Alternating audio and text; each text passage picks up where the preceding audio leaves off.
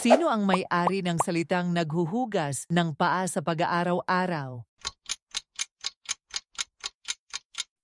B. Pedro. Anong pangalang ibinigay ni Jesus kay Pedro nang sabihin niyang, "Ikaw ang bato na itatayo ko ang iglesia ko"? A. Simon. Ano ang sinabi ni Jesus kay Pedro nang sabihin nitong, "Tumalikod ka sa akin, Satanas"? B. Pandaya. Anong hiniling ni Pedro kay Jesus na gawin niya sa tubig para patunayang siya ang tinatawag?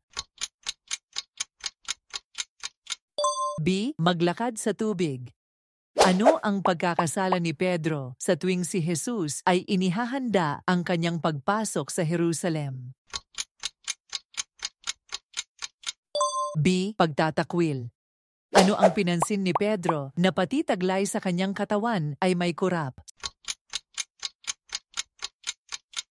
A. Hisopos. Saan sinalakay si Jesus nang hulihin ito at mismong si Pedro ay nagtangkang pigilin? B. Getsemani. Sino ang inutusan ni Jesus si Pedro patungo sa humigar na baba sa gitna ng karagatan? B. Juan.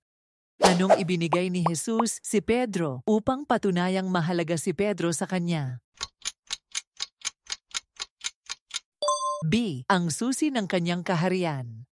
Ano ang sakit ni Pedro na nagpalakas sa kanya na magtanggap ng banal na espiritu?